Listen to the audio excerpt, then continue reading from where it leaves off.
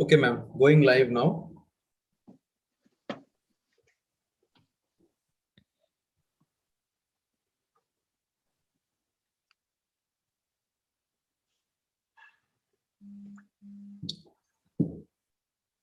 Good evening, everyone. Thank you so much for joining in for yet another amazing and very important conversation. My name is Sunil Satyavolu. I'm one of the co-founder of EdSense and Profile. And with all that's happening around us and the way as a country we are turning around to beat this pandemic, I think is phenomenal. Nothing towards supporting an individual or something like that, but I think as a citizens, how we are fighting back is phenomenal. I made a lot of new friends, and I managed to seek help and help a lot of people whom I never met. I don't think I will ever meet them also. I think thanks to pandemic for bringing people together and letting pandemic know that humanity is the huge vaccine than anything else. So thank you for all amazing people who are doing phenomenal work out there. And I also wanted to start this like how I do every time with a gratitude as a theme of my welcome statement, predominantly because I think all of us are alive because God wanted us to be alive. Otherwise, seeing people getting disappeared is really painful element. So I think we should be really grateful and try to see how we can kind of from now onwards make it really purposeful for all of us. I think thanks on that. And today we have one of my personal favorite speakers, Dr. Sreyoshi Ghosh. And not just because she has a huge qualification or expertise and passion towards this work, but for being always there to do something good for the society, and even if it needs to be going out of the way and go beyond to support people. So thank you so much, Dr. Sreyoshi Ghosh. Welcome to the show, and thank you so much for considering our request. Thank you so much for inviting me, Sunil. It's my pleasure to be here with all of you. Okay. And quickly, even though most of you know her very well, I'll do a formality of introducing her once again formally. Dr. Sreyoshi Ghosh is currently serving as Assistant Professor of Child and Adolescent Psychiatry at NIMHANS, the National Institute of Mental Health and Neuroscience, Bengaluru. Dr. Ghosh completed her DM in Child and Adolescent Psychiatry from NIMHANS after her MD in Psychiatry from KMC Manipal. She has a keen interest in psychotherapy and has worked extensively with children and adolescents with a variety of emotional, behavioral, and mental health issues. She also has an interest in community mental health, school mental health, infant mental health, and neuropsychiatry. And this is exactly going to be the theme of discussions we are having through. And thank you so much for all the phenomenal registrations we've received. I was just talking to Dr. Sreyoshi about a number of questions we've received. What we've done is to categorize them onto larger buckets. Most of it should be answered during ma'am's presentation. I will still go ahead and read out the questions, what I believe did not get answered. You also have an option to post your questions in the chat window from the YouTube channel itself. So it's not going to be one way. You also have an option to kind of share your views or post your questions as well. So on that note, I'll kind of hand it over to you, ma'am. Thank you so much. Please, you can start off. Thank you so much, Sunil, and hi and welcome to all those of you who've logged in. You've sent in so many of your questions, and we hope that we will be able to address most of those. I've just prepared, a few slides which talk about some of the challenges that parents who have interacted with me have let me know that they have faced. And so, if these are some that you have also found that you're tackling, or kind of grappling with, then hopefully you'll find answers there and then. And then after that, of course, we'll have a Q&A to see what got left out and if you have anything new that you would like to put forth to us. So just give me a few moments to share my screen so I can get my PowerPoint up.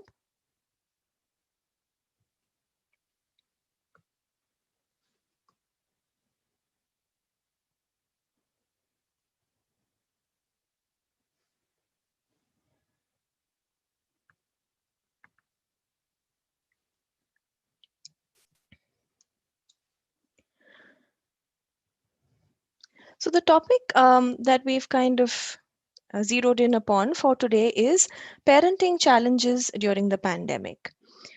Now, we all know that it takes a village to raise a child. This is an African proverb, and it's so true, right?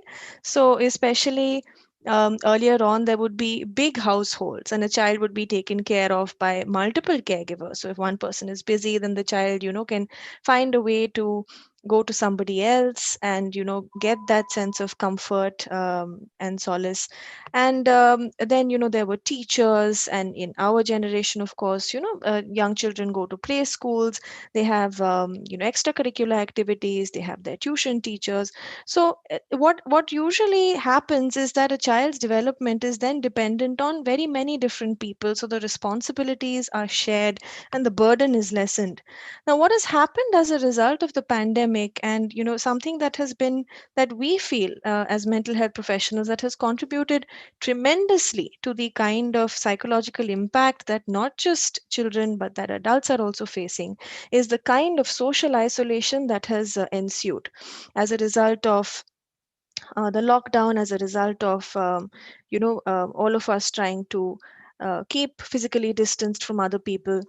So as a result, what has happened is that parents now have the enormous responsibility of being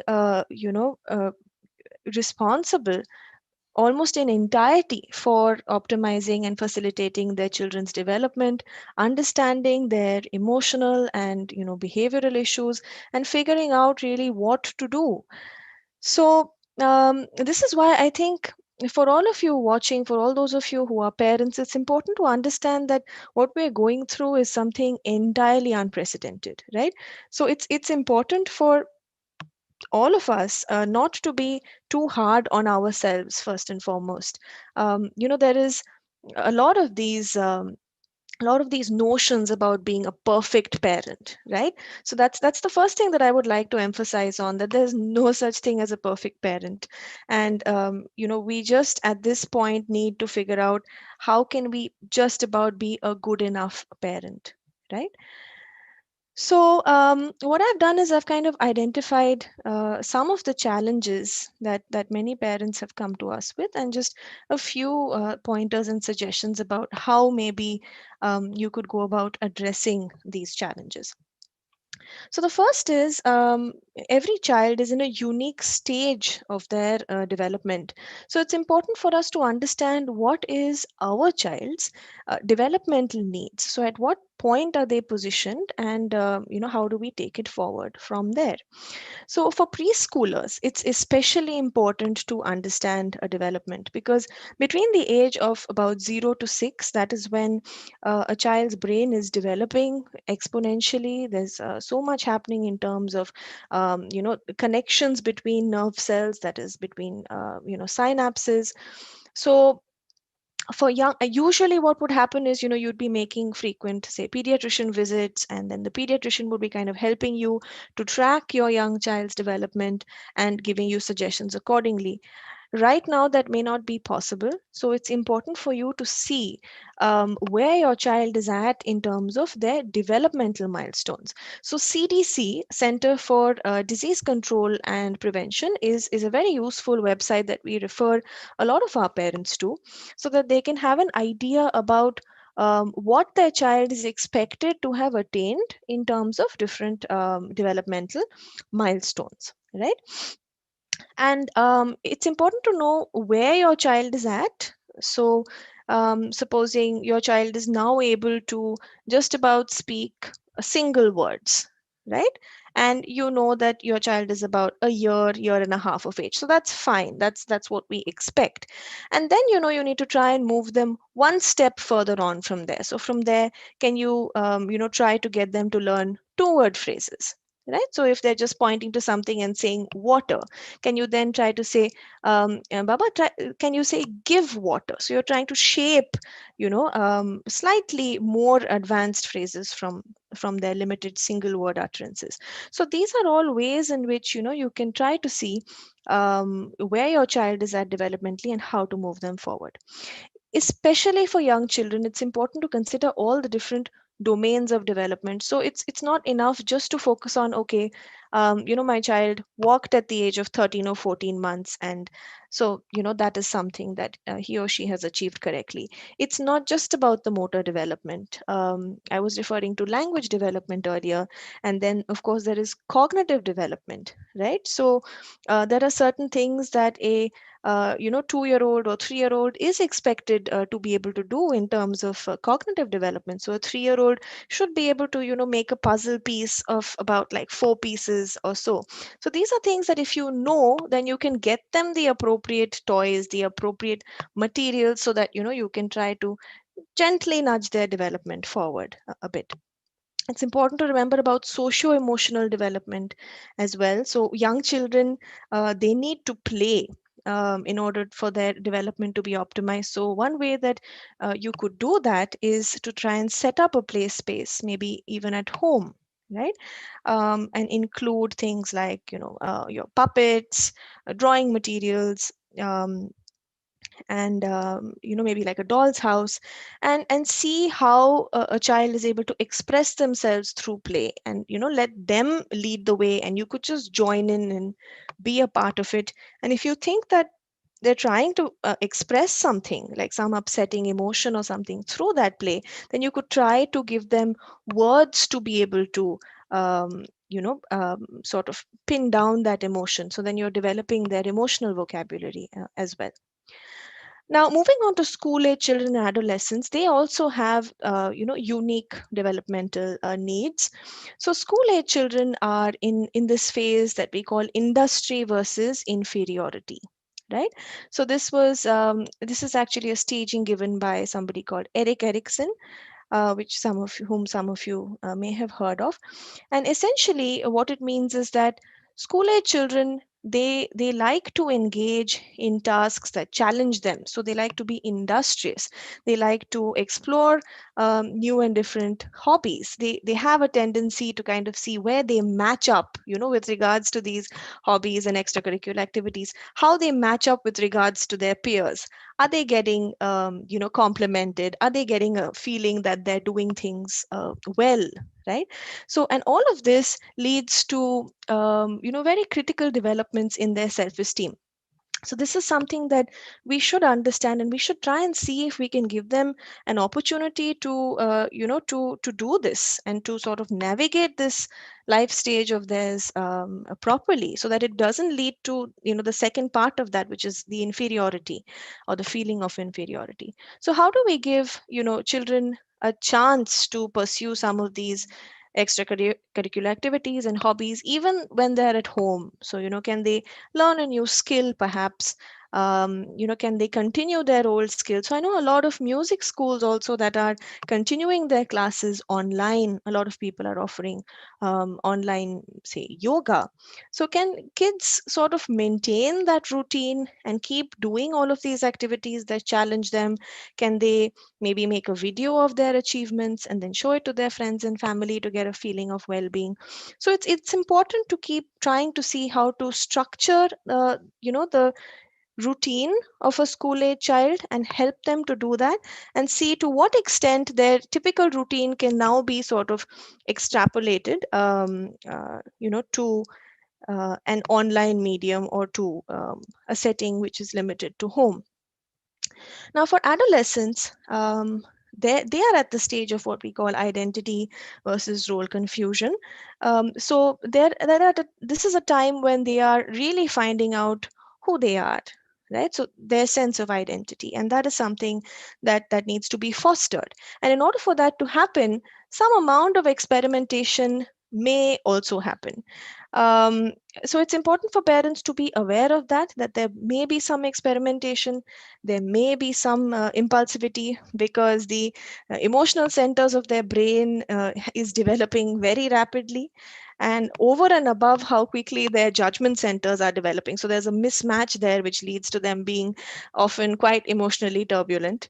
And so all of this leads to clashes with parents. But how do we understand this and recognize that these are normal aspects of adolescence, learn to talk to our adolescents in a way that doesn't make them feel like we're talking down to them, but that we're kind of meeting them at their level, talking to them and trying to guide them the way that we would maybe guide a friend or a peer. Right. So this is something that we need to kind of understand with regards to the developmental aspects of children at different stages, and where that understanding leads us in terms of helping them, guiding them, and further facilitating their development. Now, this is a challenge which so many parents have asked and have kind of agonized over, and that is the challenge of screen time. So, again, when it comes to screen time, I think it's firstly important to understand what are the recommendations really. So, what is the international consensus on this? So, what the American Academy of Pediatrics has laid down, and Indian Academy has followed suit, is that essentially in the first 2 years of life, we do not recommend screen time at all, and this can be limited only to video calling as and when necessary. And between the age of about 2 to 5 or 6, it's recommended that children have about 1 hour or so of screen time, and that too screen time that is carefully monitored by the parent, that ideally has some kind of educational content, where the parent is also kind of actively engaging with the child to see what it is that they are looking at and making it interactive. And beyond that, like for school age children and adolescents, about 1 to 2 hours maximum is kept as the guideline, and it's kind of flexible within that limit. And the reason why, of course, in younger children we're more worried is the same thing that I was referring to earlier, which is that their development is in a very, very active stage in the younger years. And so we need to make sure that that doesn't get compromised at any cost, and that the screen doesn't hijack that, which has ended up happening, unfortunately, in many children who have come to us with delayed speech and language, with delayed social skills. And we do find that increased screen time may have contributed to that, not caused it, but maybe contributed to the development getting delayed a little more than what it may otherwise have been. um, so for older kids, which is why it's not so worrying really. So we're not that concerned about things like radiation and things like that. What we are concerned about is what is the nature of the screen time that school going kids and adolescents are engaging with. So is it active vis-a-vis, is it passive? Now, passive screen time is what we do not want too much of, which is where the child is kind of just scrolling through things, or watching some music videos, or scrolling through social media content, many of which may have some distorted or objectionable messages that they are receiving. These are things that we do not want a lot of, because that could be deleterious potentially. But what we mean by active screen time is where there is a very active engagement with the content. For example, if the child is trying to like find some information related to a project that they're doing, or for example, if they're learning a new skill and they happen to be doing it through a screen. So if that is the case, and it's very active engagement with the content, then it doesn't matter so much if the time duration is a little bit longer than it would otherwise have been before the pandemic, right?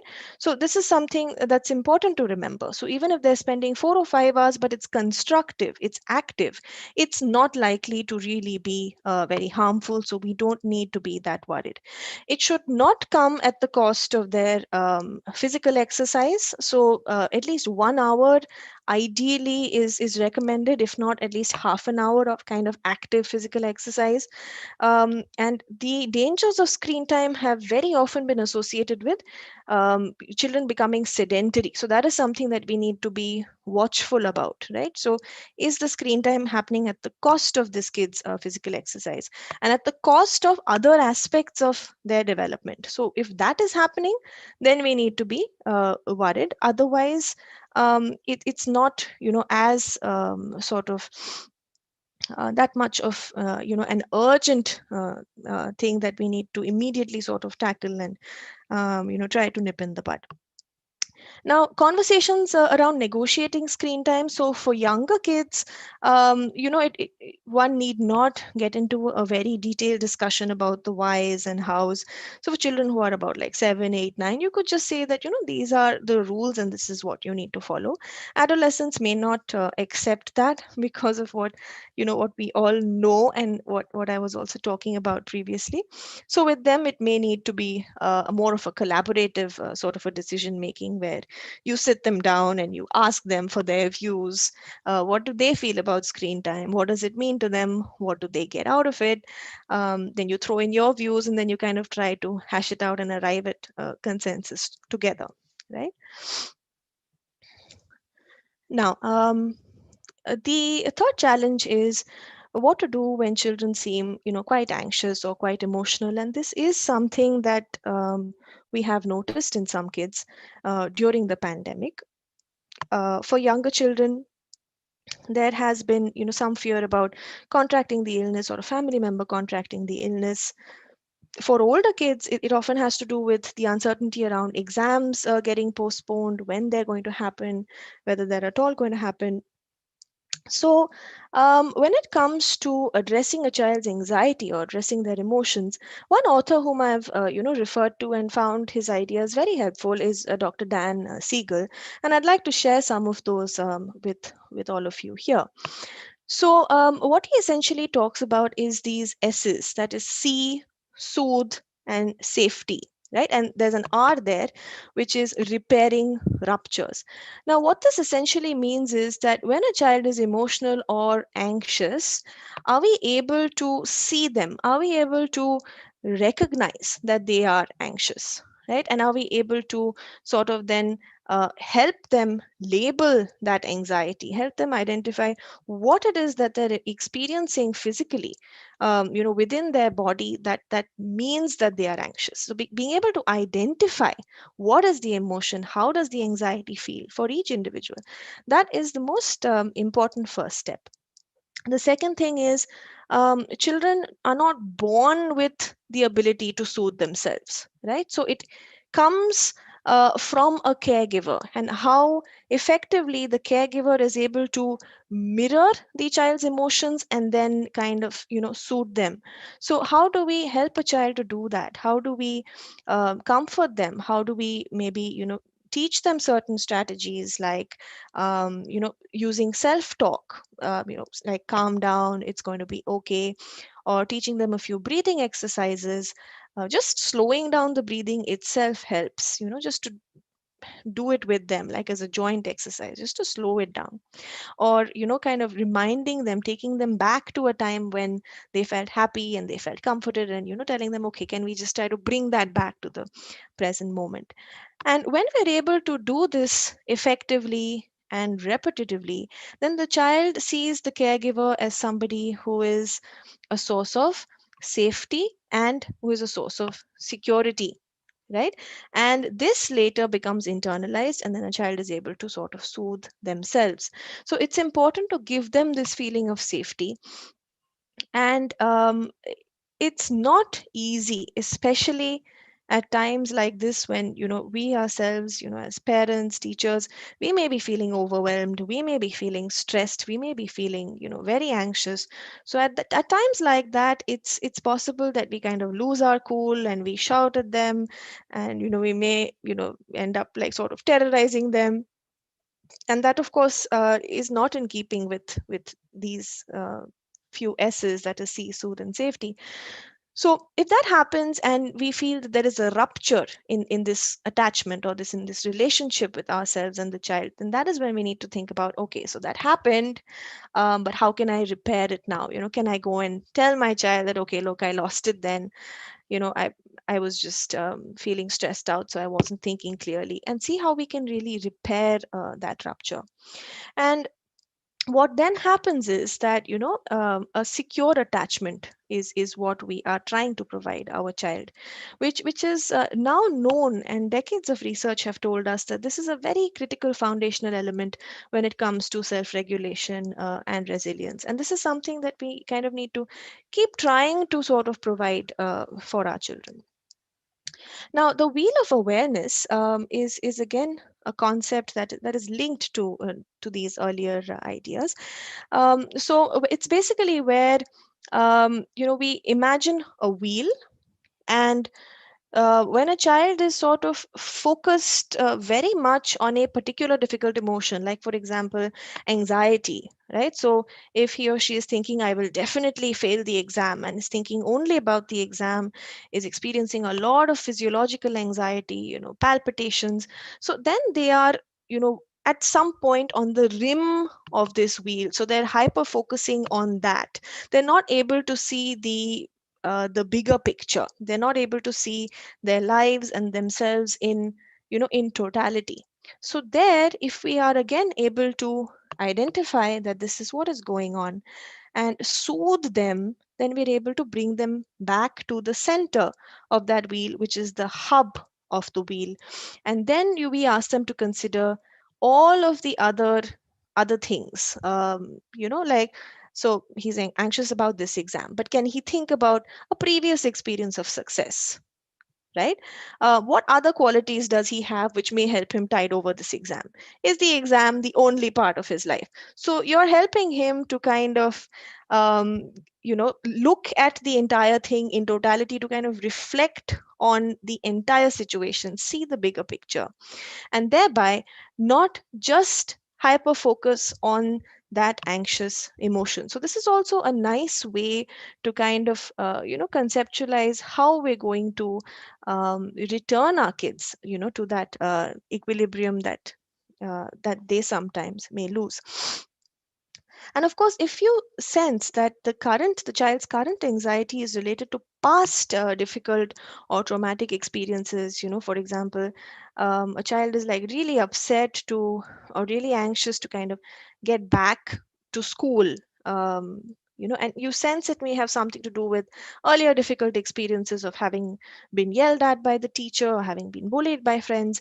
It's a good idea to kind of gently try to bring these to the child's awareness, because many of these memories may not be something that the child has very explicitly understood or been able to talk about. It's just that they think of school and they feel a sense of aversion, right? They feel a sense of anxiety. So that is where their emotional brain is really kind of overacting. They're not able to bring in language, logic, reasoning. So that's where we as parents can try to like sort of gently tell them, is this related to something that has happened to you before? Would you like to talk about it?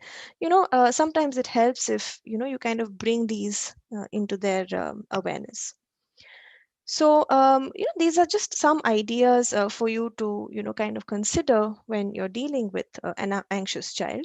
And I would strongly advise you to kind of think about reading some of Dr. Siegel's books, which are wonderfully written, and a lot of neuroscience, but it's all been kind of broken down into the nuts and bolts.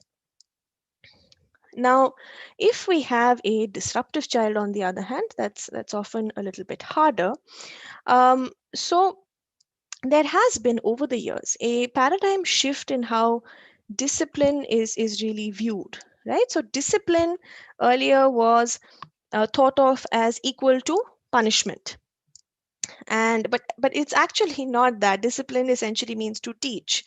So earlier it was considered, it was a very sort of an authoritarian, perhaps somewhat patriarchal stance, where it was considered okay to to hit the child, and both at home and in school. So corporal punishment was not considered such a big deal before. It now is. But what has happened over the years is that many people have challenged this view, and the current view of disciplining and punishment is something that is much more reflective and child centric, that talks about understanding that the child is a person with a mind of their own, that they have a sense of their autonomy, that they have a sense of their own agency, and that we must try to understand that and guide them accordingly, and not just kind of talk down to them, punish them, and tell them what to do. So that's kind of the way in which the thinking about this has changed over the times. But what can we do in a heated sort of a situation? It's helpful. So I kind of find it helpful to take a few points from the sort of older um, traditionally behavioral way of looking at it, and the current child-centric way of looking at it. So I find it useful to kind of combine the two when we're trying to address a situation. So the first thing is, to acknowledge that the child is angry, right? Because again, that's where you are helping them to put a label on what they are feeling, right? So then they also kind of understand that, okay, what I'm experiencing right now is anger. So this feeling of, my head feeling warm, or the, blood rushing to my neck, the feeling of tightness in the muscles, that these are in fact signs of anger. So if they're able to label it, it's more likely that they would be able to control it. And it also helps the child kind of know that, okay, you are able to identify what they're experiencing. You could then sort of try to see what the child can do to calm down. So you can just give them a few suggestions. Say that, just go to your room for some time, relax, drink a bit of water, and then we will talk about it later, right?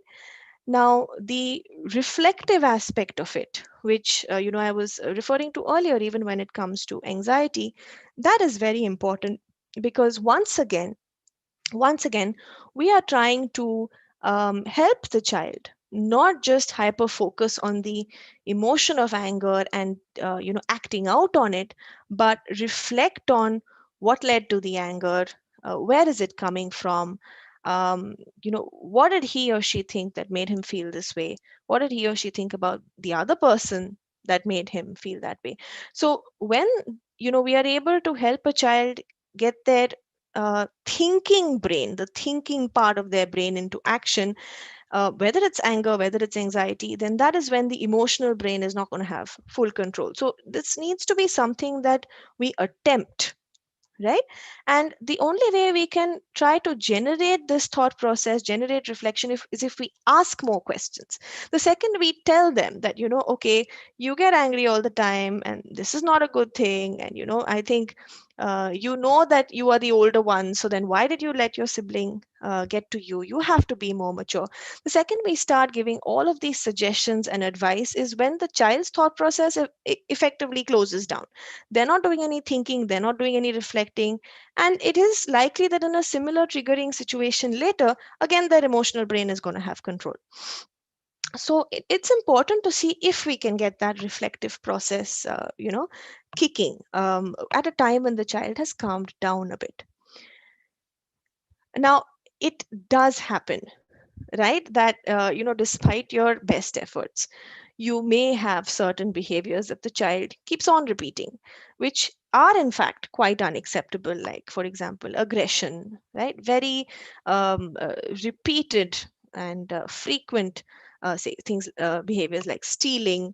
So in such situations, it is in my opinion a good idea to go back to the sort of consequences or sort of punishment paradigm, and think about what you would like to do to let the child know that this behavior is not acceptable.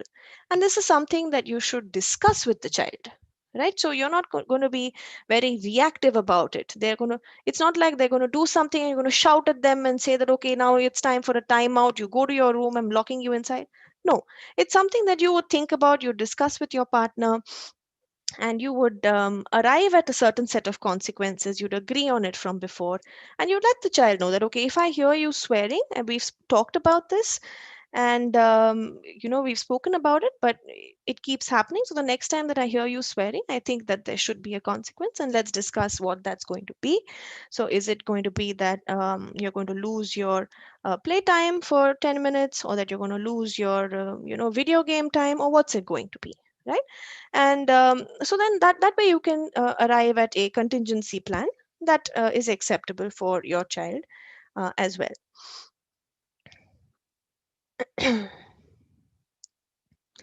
Right. So the concerns really that we were talking about is something that is applicable to, sort of challenging behaviors or challenges that are on the milder end of the spectrum. Now, it is possible that your child may have a clinical issue. So, for example, if there we were talking about a child being angry or disruptive. Now, if that is part of a clinical disorder, like for example attention deficit hyperactivity disorder, or if the anxiety that I was talking about is part of an anxiety disorder, or it's part of a depression, um, then it's really something that is maybe beyond just the scope of a parenting talk, and that's when you need to seek help.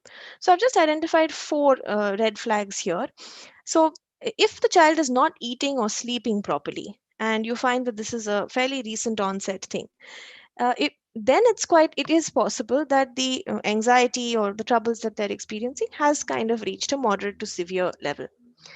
Or if the child appears to be slowing down, right? So talking less, requiring multiple reminders like to have a bath, or to brush their teeth, or they're just not able to get any studies done. And this is again a more of a recent onset thing, not really part of their typical pattern of behavior, then this is another red flag. Certainly, if a child expresses thoughts of self harm, that is a reason to seek help. We take any self harm very, very seriously, even if you feel it may be attention seeking, or you feel it may be, just something minor. It's just a good idea to ask a clinician for an opinion. And if aggression is quite severe, again, that may indicate that perhaps this child has an underlying disorder, like for example, attention deficit hyperactivity disorder, where children may be, quite restless, quite hyperactive. Many of these children also develop conduct disorder because they're just unable to kind of control themselves and their behavior. So if this is the case, then it may mean that this particular child requires clinical attention.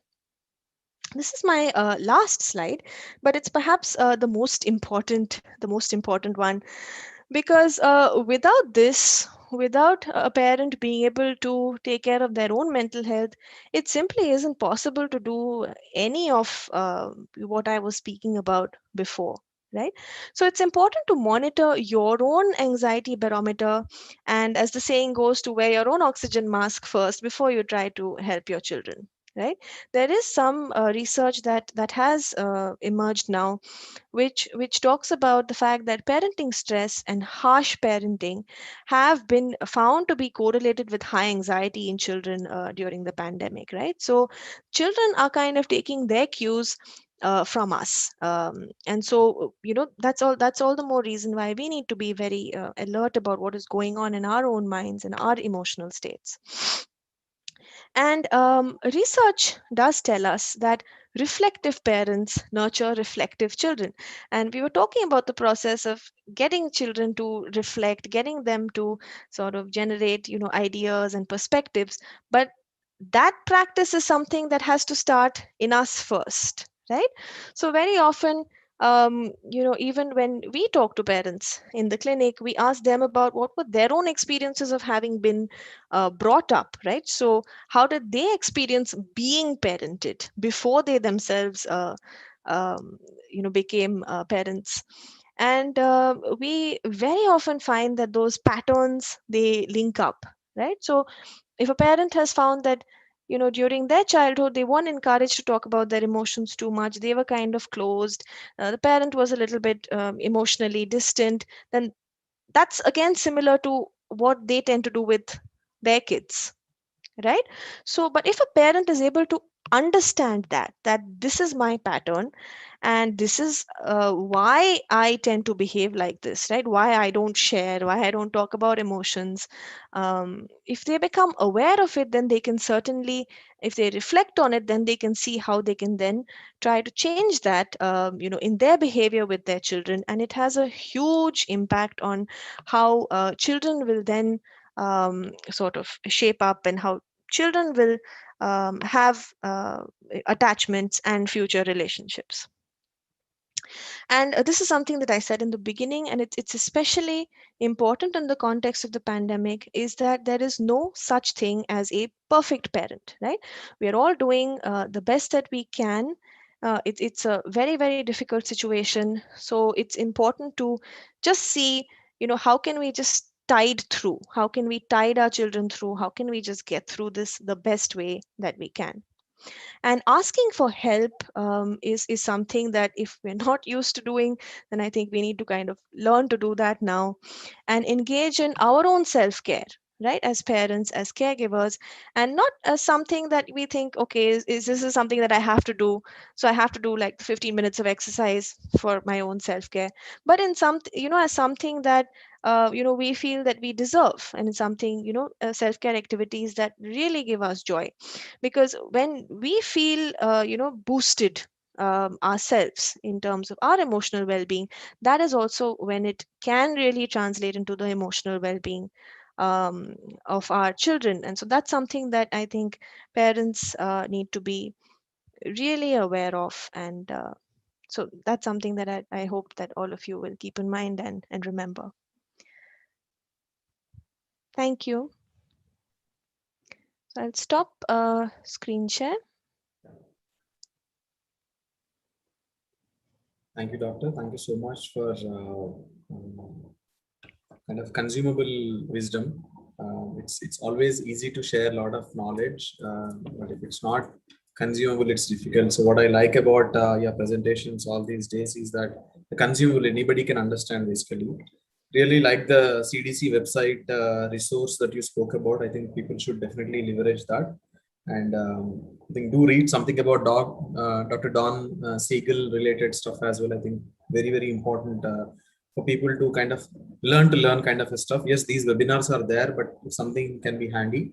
And I think all the parents should definitely have a wheel of awareness kind of a stuff for younger children. It can be a project-based learning in itself. People can draw something and then see where do we stand now, so that becomes very, very strong. When these kids grow up, they can become very solid parents as well. I think what I really liked is reflective parents will be able to nurture reflective child. I think that is something people should actually understand. And this also talks about modeling, because I strongly believe parenting is science, not art. Many people become parent and still try to practice parenting tips. I think some of the points that you mentioned are really, really valuable. Thank you so much, Mo. I'm now gonna go with the questions. Anybody have any questions can please feel free to post it in the chat window. As we take these questions, we'll also try to pick up unique questions if that needs to be answered. The first one is targeting about a kind of a primary school thing. That age group is online preschool really required for children, and how is that going to impact their health kind of a stuff? That's one question. Right. Um, so I would not say that it is not recommended. It's important, especially for preschoolers, to look very, very closely at the content that they're going to be exposed to. If it needs to also address their attention span, right? So we can't expect preschoolers to be able to engage with content for hours on end. So the rule of thumb is that whatever is the age of the child, we kind of multiply that by two, and we kind of expect that that will be the attention span. So we don't expect a 5-year-old child to have an attention span of more than like 12 to 15 minutes or so. So is the content kind of created in sort of small chunks in videos that the parents can then watch with the child, maybe do an assignment and then give it back to the preschool.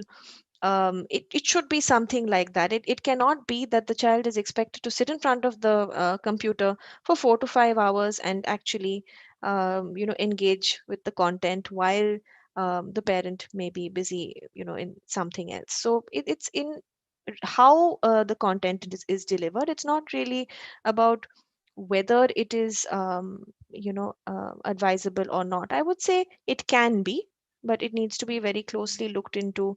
And also the concept about where this kid is at, like what are they able to learn, and is the content catering to that? So it shouldn't be so hard that the child loses motivation, and it shouldn't be so easy that it doesn't challenge the child at all. So especially for younger children, the content needs to be very closely sort of looked into, and if that's possible, then it should be okay. And the second one is how to make sure that our shortcomings are not passed on onto the children. How do we kind of balance? Okay. um yeah, that's a tough one, because see, part of it, we can't avoid it, would be genetic, right? So there is research that tells us that parents who are anxious tend to have children who are biologically wired to be a little more anxious. Parents who easily lose their cool have a low attention span, and maybe easily angered tend to have children who are also a little more on the difficult side. But I think what I was speaking about earlier, and what you also sort of mentioned again, Sunil, is being aware, right? So what is our shortcoming, firstly? And secondly, what is the temperament of the child that is in front of me? So, is this child a very shy child? Is this child a difficult child? And how do I then create what is called a goodness of fit between my own parenting and my child? My child's temperament. So, for example, if this child is very shy, right? We may be anxious knowing that we were also socially kind of reticent in our childhood. So, we may be really anxious to like push them and say that no, you've got to participate in, a lot of these skits and debates and things. But that's not going to help, because shy introverted children, they do not do well if parenting is very over controlling, or if it's very intrusive. They need gentle handling. They sort of need to be exposed to socially challenging situations in a graded way, right? On the other hand, the more difficult children, who are more sort of um, you know, uh, who throw more tantrums perhaps, or who are more defiant, they may need much more firm handling and much more consistency, in terms of how we respond to them. So are we consistently ignoring that, a certain whining or cribbing behaviors if it's very frequent? Or are we using certain consequences for unacceptable behavior consistently and across caregivers? um, so I think sort of being aware of how we are as parents, reflecting on it, and then trying to identify how is my child, because every child is different, and then trying to sort of keep seeing how we can perfect, or not perfect, how we can try to create a better fit between our parenting and the child's temperament is kind of the way to go. But I think, to the parent who has asked this question, the very fact that you have asked the question is a great sign that you're already, kind of on the path to figuring out what is the best way to respond to your child. The next one is how do we build emotionally resilient children and confident children given the current unfavorable conditions? Yeah. So, I mean, I've said a lot of different things around this, but if there's one thing that you can remember, it's about creating success experiences, right? So, different children have different strengths and different weaknesses. Now, some kids may not be, say, very good or very talented, say, for example, musically. They may be very good at art, right? So there, if we make sure that we're giving them enough chances, even during the pandemic, to hone what they are good at, to give them the encouragement, to give them a platform to kind of showcase their skills, um, to highlight that, right? While at the same time gently encouraging them to pursue the areas that they may not be so good at. Why? So that would create definitely a higher sense of confidence and self-esteem. These success experiences, and even if it is not success in the traditional understanding of the word, even when we pay attention to the process that the child is engaging in to get to the final outcome, or the effort that is involved. And we know that this kid has put in effort, right, in order to get the 50% or 60% that they did. We can convert that into a success experience when we tell the child that, that I'm really glad that you put in this much effort and it's fantastic. And you've done better than you did last time, and I'm really proud of you, right? So, comparing the child with his or her own previous achievements and not with other children. So I think, in addition to everything that I've already mentioned, these are maybe a few more points which came to my mind, which would help to really foster self-esteem. Sure. And how can parents help our adolescent children to have happy moments with their friends during lockdown? And part two of the questions is, how do parents encourage children to pursue their hobbies, sports of their choice when they cannot go out? I think it's subjective, but I don't know if there is a answer to it. Yeah, no, I sports is a really tough one. I mean, I know some, like colleagues who have tried to sort of, set up home gyms and things like that, but it's not possible for everybody. Um, I think creating happy moments is again something that can be attempted. So it could be done like as a family ritual itself, right? So to and it helps if this is not just starting in adolescence, if it happens earlier, that you kind of keep about, say, even 10-15 minutes during the day when what you call it as connection time or quality time that the family spends together. And that could also be a time when you encourage this reflective process. So you don't just ask, how was your day? You say that what was a really good thing that happened in your day, what was a not so good thing. And so you kind of get them to think and generate, and then you share as a family. You try to reflect together as a family. And so there could be a designated time in the day for that.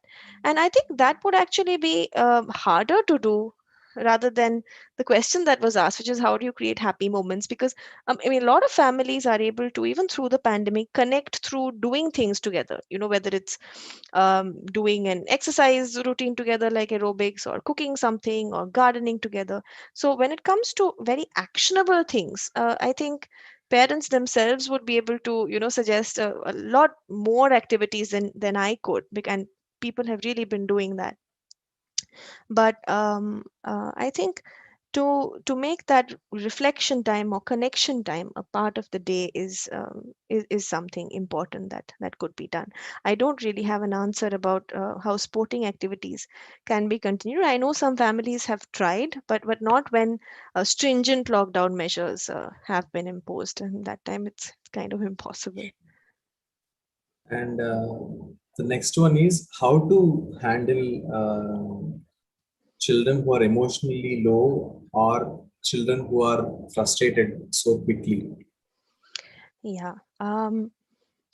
So again, some strategies really for improving mood is to structure the child's day in such a way that they have activities which, one, give them a sense of enjoyment, right? So to kind of encourage them to engage in those activities, and to explain to the child that you may not feel like doing it from beforehand, but just give it a chance, see how your mood is, rate it out of 10 before you do this activity, and after you do it, let's just kind of see whether it improves your mood or not.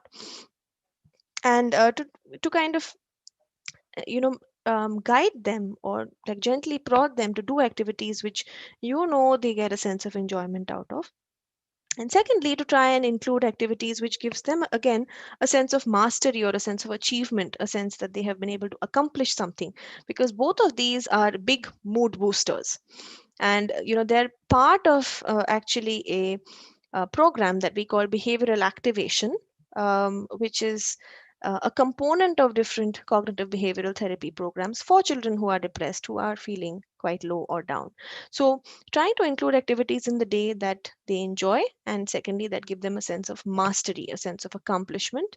Um, Definitely trying to include physical exercise. Physical exercise in itself has known to alleviate symptoms of mild depression, and there has been research on that. So, to kind of see if it's possible to motivate them to do these things, I think would go a long way in boosting mood. Sure. The next one is how do we deal with addiction of social media and mobile phones among teenagers? Certainly seems to Yeah. be a behavioral issue. I think I don't know if it's a developed behavior or it's a kind of, I don't think it's like people get it by birth. But I think as and when they grow, that's the only entertainment they have, kind of a stuff. But I think that too need to be kind of can't be stopped but controlled. So what do we do with it? Right. So again, like spending a lot of time on social media, or spending a lot of time, on videos is what would amount to like passive screen time, which, like I said before, is not really very advisable. The first thing to know is that has it reached a point where we really do need to intervene? And we know that it probably has if the child is spending like very excessive amounts of time on it, which has progressively increased over time, right? So earlier they were spending like maybe an hour or two, and that's gradually become 7 8 hours. If they're ignoring other aspects of their life in the process, if they get really irritable, it's almost like, the kind of withdrawal symptoms that people have from an addictive substance. Very irritable if they're asked to kind of stay off it. These are all indicators that, yeah, probably, this social media use is too much now. um, we can't really do anything drastic, so taking the phone away, or becoming very critical or very harsh doesn't really work, especially with the teenager. So we need to kind of again engage in that, in a discussion with them, uh, and then gently try to motivate them to give it up. So again, talk to them about what are they getting out of it. So many children who are, sort of, they may be getting their success experiences, the ones I was talking about, through the gadget, right? So they find that they're doing so well in PUBG, they're doing so well in Fortnite, that they've gone to the top of the leaderboard. And, until we ask them that, we may not know that there is, a different function to this social media or video game use that we don't even know about. And if we try to understand their perspective, then it's more likely that they will let our perspective in also later. So it's important to ask them, what are you getting out of it? And they will tell you a few points, and then to kind of get them to think, okay, so this is the advantage of it, but have you considered any disadvantages? What could be the cons of it? And then to try and gently put in your own points as well, and see if you can get them to agree that, yes, this is a problem. Now, once they agree it's a problem and they also want to do something about it, that is 75% of the battle won, right? So then what you just need to do is kind of step in and help them restructure their day, to say that, okay, this is what you were getting from PUBG or Fortnite, right? You were getting to spend time with your friends in this multiplayer thing. Can we, have some other activity that fulfills the same function, so it makes you feel that same sense of appreciation, or that same sense of belonging, but it's not harmful, right? So then you kind of plug the void that this gadget or this social media is going to create with more healthy, more meaningful activities. You could set up, reminders for them, about, you know, uh, when they need to kind of log off. You could kind of limit the number of gadgets that they are accessing it through.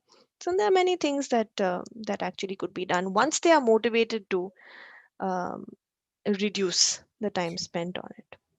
This is more like my question based on the answer that you've given.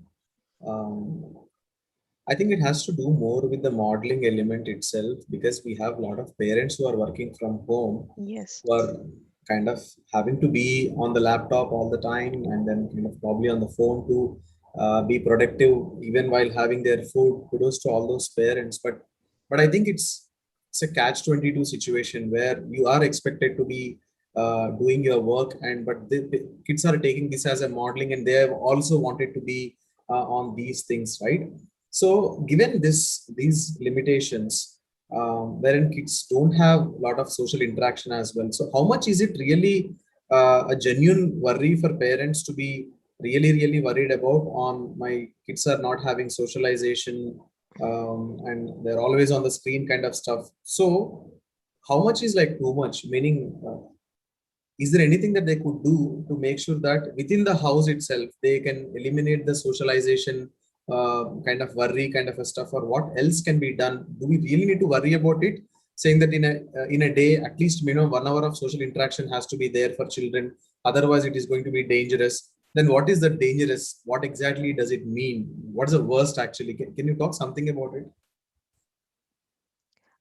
I wasn't exactly able to understand the bit about socialization. So, could you just repeat that So bit?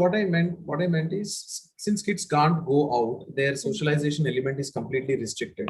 Yeah. A lot of parents are worried this to be a bigger problem. Mm. Now, first of all, is there a solution to it that they can do it within the house? Or if there is no solution to it, is it really a problem if there is no socialization? It is going to be an impact on the children. And Yeah. if there is a impact on the children, what is the worst that can happen for the children, so that they need to be like really focusing on what needs to be done? Right. So again, when it comes to socialization or social skills, it's probably not something that we need to worry about for all children. So even during our clinical experience, what we have noticed is that the pandemic has kind of differentially affected children who already had some pre-existing vulnerability. So for example, children who were already anxious, some of them got more anxious.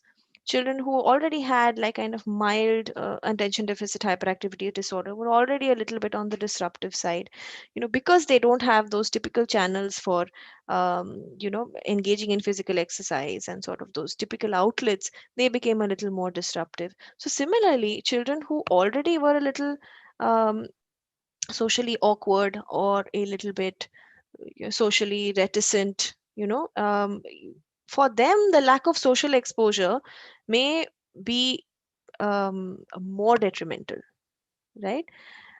Now for typical children, we do not need to be that worried. There isn't exactly a quantum saying that okay, 1 hour, um, there has to be socialization time. It's not so much that there is that.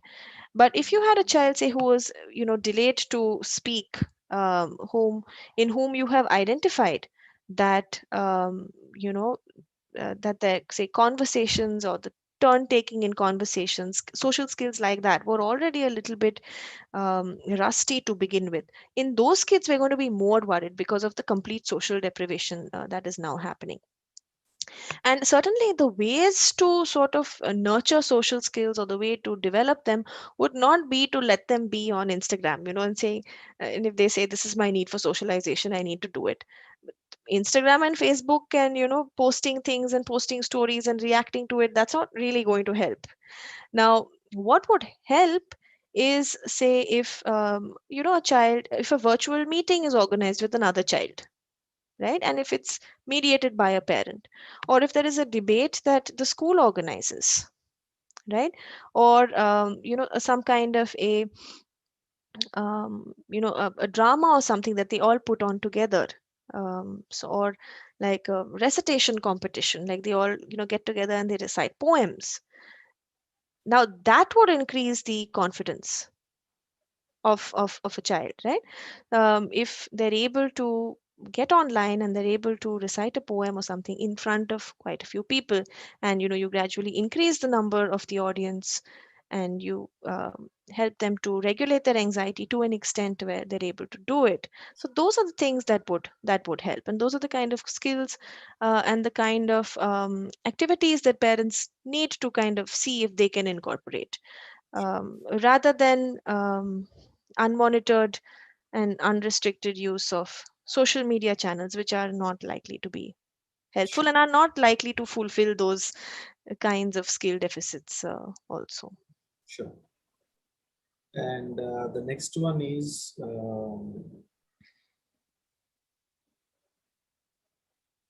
There are more questions on engaging children. Yeah, there is one question on looks like this child remains cooped up at home even when we go out. The child remains uninterested and take a long time getting ready. How do we change this scenario? Usually, the kid seems to be having some issue on schools reopening. Already, the child is introvert, but now due to lockdown, the child has an increased aversion towards going back to the regular life. The child is usually online, and the child is happy with online studying. Does it mean that the situation is kind of extreme kind of stuff? Really worrying to see such questions actually. Yeah. Any form of what we call school refusal, right? Or reluctance to go to school is something that, I would consider almost a clinical concern, because, then we really evaluate it quite systematically and find out what are the factors in place. So for some children, it may be what we call social anxiety, right? So a lot of anxiety when it comes to facing other people. Some children just have a fear of school environments, and it's just an anxiety that the environment provokes. For some children, it may be a fear of separating from their parents, so this sort of catastrophizing anxiety that something may happen to the parent when they are not with them. So this is something that I feel would this child does seem to have anxiety, and if it is to an extent where there is definitely a reluctance to go back, and the child is clearly distressed, then I think maybe getting a clinical opinion would not be a bad idea, especially if the parent is being completely unable to sort of converse with the child about what could be the matter. If they're trying to kind of open up the topic, and if the child is really closing them down, they can see that this child is visibly quite distressed when asked to go to school, quite withdrawn. And yes, children with this profile do also turn to screens a lot, because it's like a replacement for actual reality, which is too anxiety provoking. So I think um, yeah, in this situation also, it may not be a bad idea to get an opinion from a professional. So I'm sure the parent is watching this live. So do send us an email if you want to want any support. We can connect you to a doctor so that we can kind of help. And the next one is how to handle anger, stubbornness, and unorganized behavior among children. uh Well, first is to try the reflective parenting stance, of course, and see if you can just sit your child down when he or she is calm, and you bring up some of these issues. Ask them if they also feel that it's a problem. Where do they feel that it's coming from? What can they do to better help themselves in such a situation? Um, and see if that works. Now, this combination of anger, stubbornness, and being disorganized again may indicate that this child may have maybe a mildish form of ADHD, which is attention deficit hyperactivity disorder, where the child is typically not able to stay focused on tasks, is easily distracted, disorganized. Time management is a problem, tends to procrastinate, and because they can't really stay focused, they tend to be jumpy, they tend to be fidgety, restless, and so they also have less control on their own emotions. So there's less self control basically on their ability to stay seated, to stay focused, and to control their emotions. So um, for such children, they do need a lot of external help also, because their attentional center, which also helps in self control and self regulation, is probably developing at a slightly slower pace than other children. So, there, I think parents need to kind of do a little bit more in terms of helping the child make an activity schedule, structuring his or her day, keeping sort of visual reminders for the child. This is what you're supposed to do after this. If you don't get this done within so and so time, I'm going to give you a couple of reminders. right? If the child is able to get it done, then to motivate them by giving a lot of encouragement, because kids with a slightly low attention span, um, you know, they find it difficult to stay motivated also. They kind of give up easily. So then, they need that much more encouragement when they've been able to complete a task, so that they kind of try to do it again. And it's going to need all the more attention, when it comes to figuring out what sort of a plan you're going to put in place for his unacceptable behaviors. So do you want to maybe try a star chart, right? Where, for a school going child, you give stars for good behaviors, but then after it's been running for a couple of weeks, you start deducting the stars when they behave in a way that is not acceptable, right? So children like this need a lot of external help to kind of stay on track, to have a daily routine, to follow it, a lot of these checklists, reminders, and things to stay organized, a lot of external motivation, because they just tend to like give up something. And so if they stay on track and they complete it, they need a lot of encouragement. So parents need to maybe try, quite hard with kids who are like this. Again, if you're trying and it's not working, it may not, it's a good idea to again ask a professional. Sure. And another one on will the children have same relationship with peers that revealed during the pre-COVID era, like when they get back to normal again? So will they be same, or will this break have any impact on their emotions and their relationships? So again, I think children who did not have any pre-existing vulnerability should do just fine, especially if they've been able to, keep talking to their friends over the phone. They've kept having like virtual play dates, or maybe um, watch a movie together with a friend and discuss it. And if some aspects of those are continued even through the pandemic, again, like I said, we're more worried about children who were perhaps vulnerable, who may have been, say, what we call on the autism spectrum, who have like really prominent social skill deficits. We're more worried about the effects of this pandemic on those children, who have special needs. I think typical children who were doing fine before, with some support through these weeks and months, I think they should come out of it okay. Sure.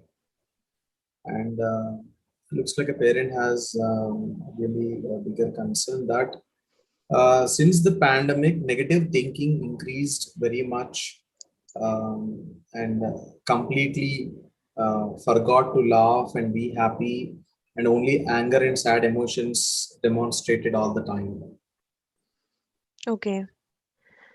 Um, well, if this problem has gone on for quite some time, right? Like more than, if it's gone on for more than 2 or 3 weeks, and the child clearly is not what we call reactive in terms of mood.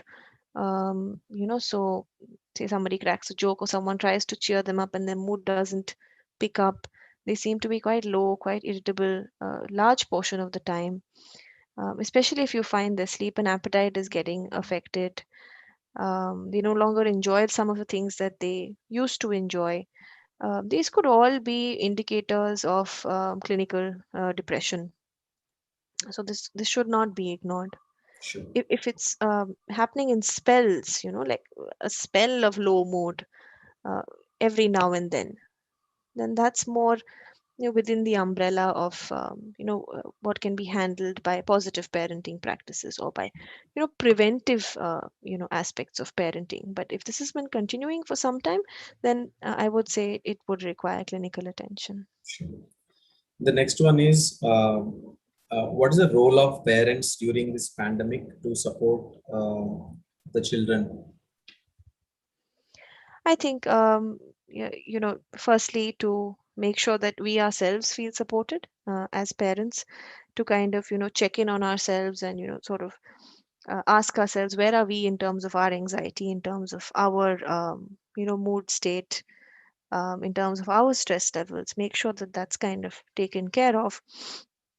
And then again, go back to um, where our child is in terms of their development, what would really be expected of this particular child in terms of this stage of development that they're in, and then see how we can facilitate that.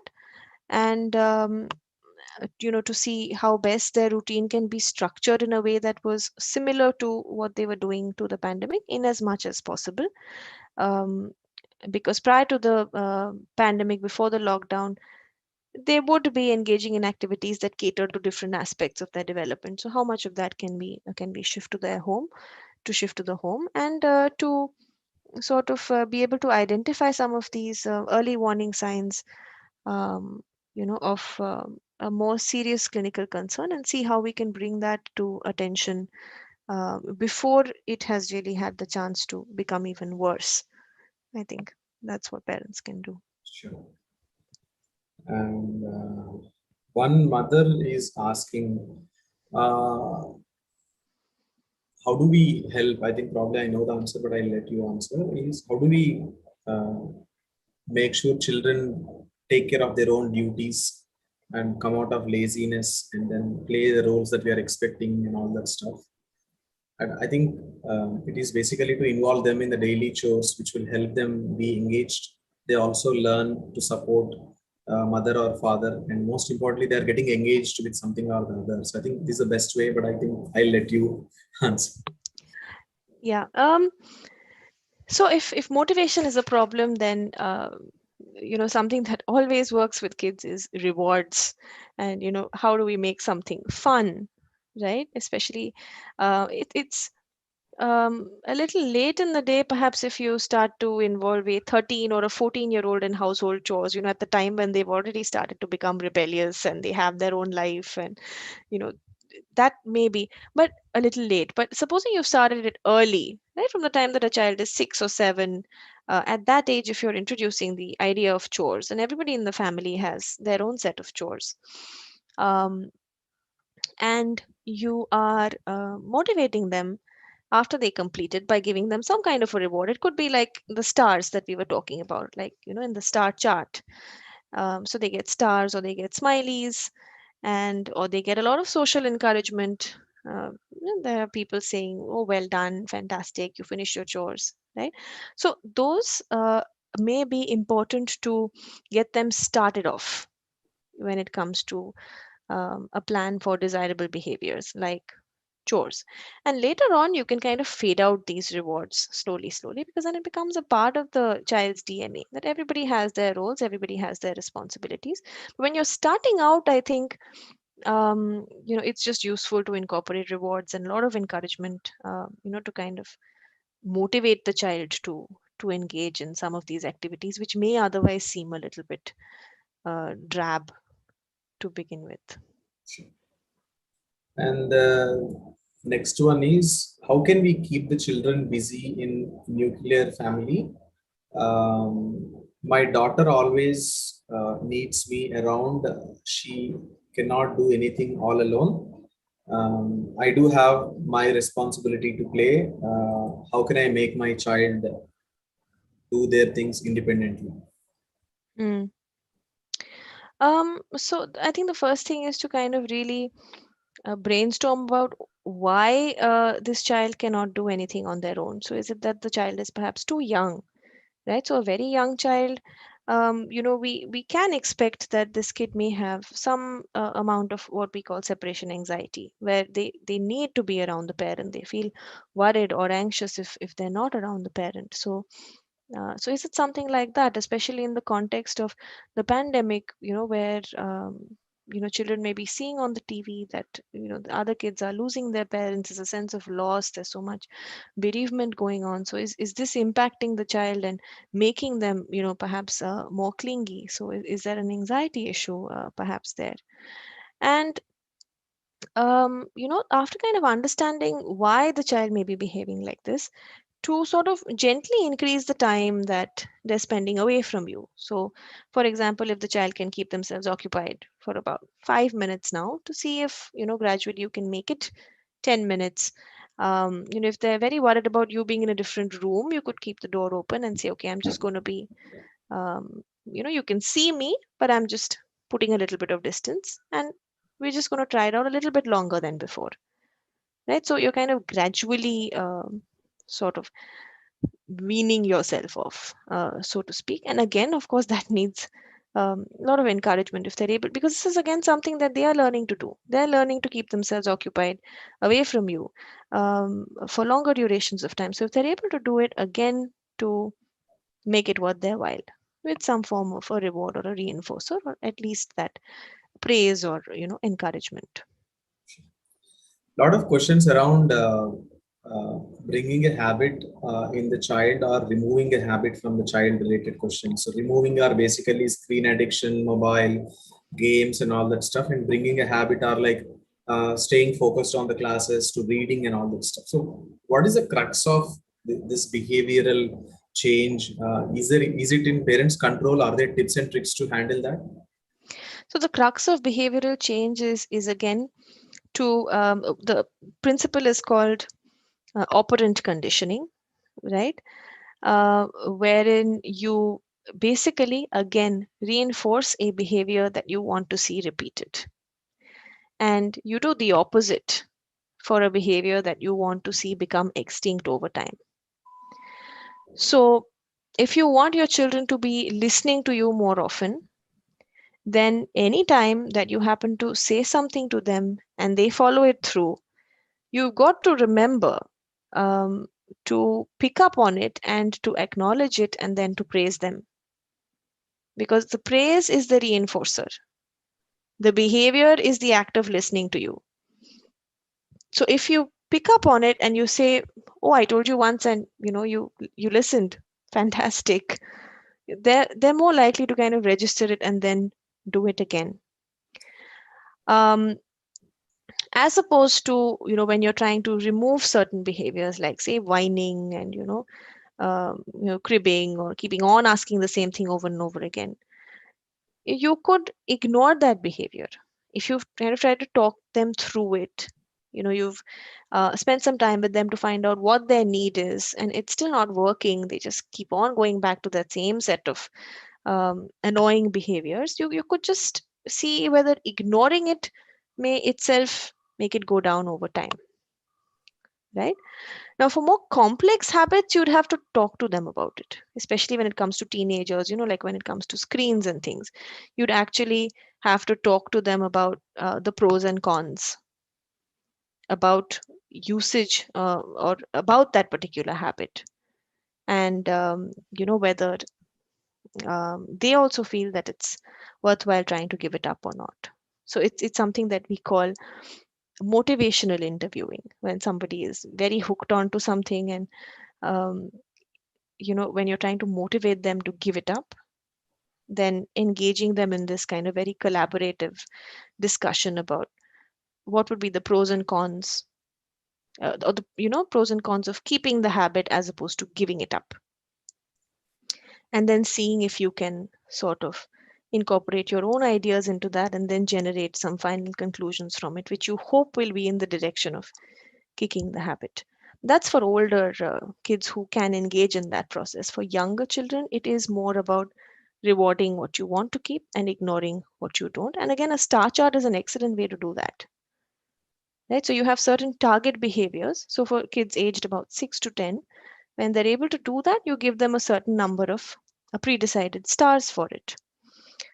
Right? And they could be exchanged for more material things. So if they get like 50 stars in a week, then they could get something they really like, some treat or something.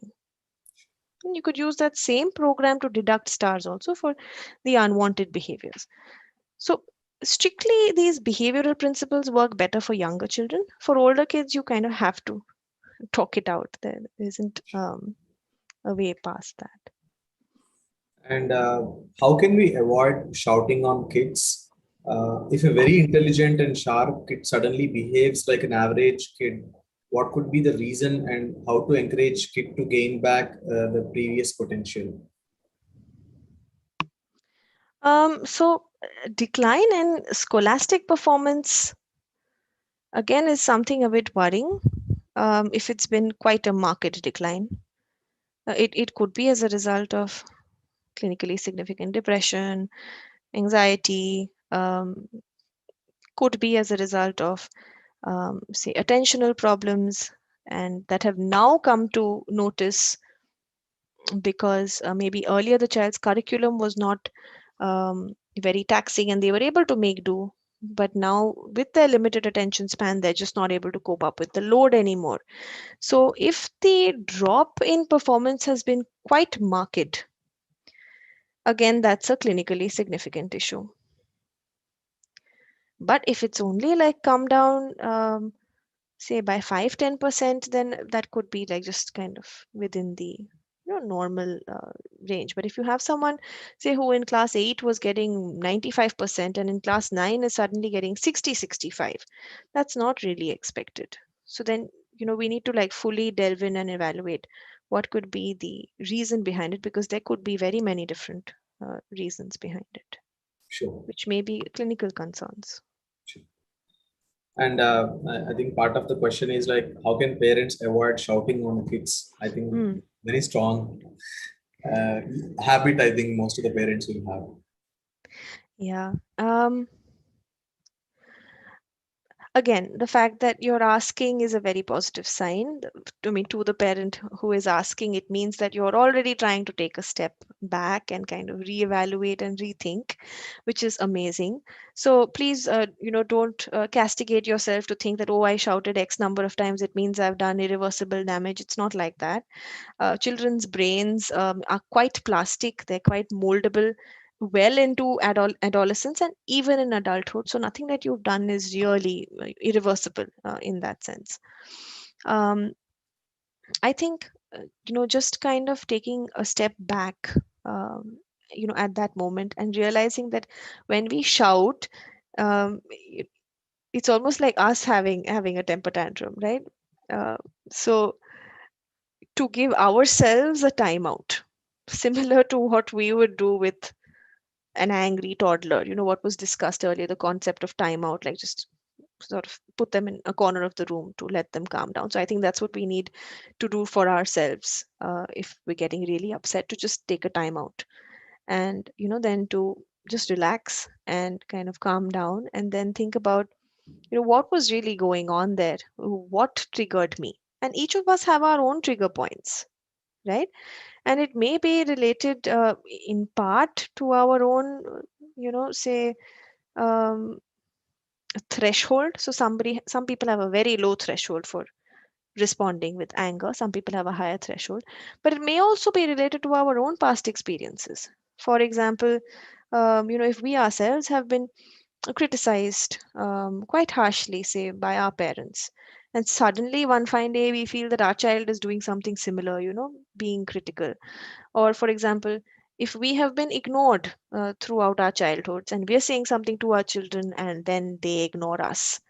So, we need to ask ourselves, is this response that we are having, this agitation, is it only like a here and now thing, or is it somewhere related to my own past experiences of having been parented, my own relationship? So, we need to give ourselves some time to really process that and figure that out, and um, and if we are able to do that, I think then the next time that we hit what may be like a trigger point for us, we will be a little more careful to catch it. And then it'll be easier for us not to get completely overwhelmed and to be able to give ourselves that time out and just take a step back to calm down. Doctor, so I think most of the questions are done. I quickly kind of browsed through. I think most of the questions are answered. Thank you so much for your time and all the amazing inputs. Parents, any of you believe any of your questions are not answered, feel free to shoot an email to me or post it in the window here. We'll be able to kind of get back to you. And this is our attempt to let you know that we're all in this together and there is a support always there. So parenting pressure is a huge pressure for the parents who believe they're not able to do well. Besides the existing pressure, this is an additional thing and it's the biggest pressure. So do not worry about it. Please reach out, ask for help. There is always people who can kind of support you. And thank you so much, doctor, for your time once again. Thank you so much, Sunil, for inviting me, and good luck to all of you. And please stay safe and take care. Thank Thank you. you. Good Thank you so evening. much. Yeah.